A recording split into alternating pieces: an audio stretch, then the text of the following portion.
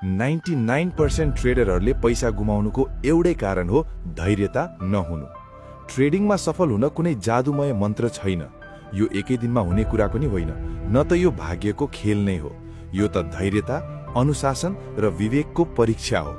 आज तपाईलाई थोरै नाफा होला, भोलि फेरि घाटा पनि हुन सक्छ, तर जो डराउँदैन र आफ्नो बाटोमा अगाडि बढ्छ उसैले जित्छ। हरेक सफल ट्रेडरले सुरुमै सबै कुरा जानेको हुँदैन र हरेक नाफा कमाउने मान्छे कुनै न कुनै समय ठूलो घाटाबाट गुज्रिएकै हुन्छ। बजारले तपाईको धैर्यताको परीक्षा लिन्छ। जो चुपचाप धैर्य भएर सिक्छ उसैले यहाँ नाम र दाम दुवै कमाउँछ। हतारमा लिएको ट्रेड र एउटा योजना अनुसार लिएको ट्रेडको नतिजा सधैँ आकाश पातालको फरक हुन्छ। त्यसैले आफ्नो स्ट्र्याटेजीमा विश्वास राख्नुहोस्, जोखिमलाई सधैँ नियन्त्रणमा राख्नुहोस् र आफूमाथि धैर्य राख्नुहोस्। ट्रेडिङमा सफलता पक्का छ, मात्र अलिकति धैर्यताको खाँचो छ।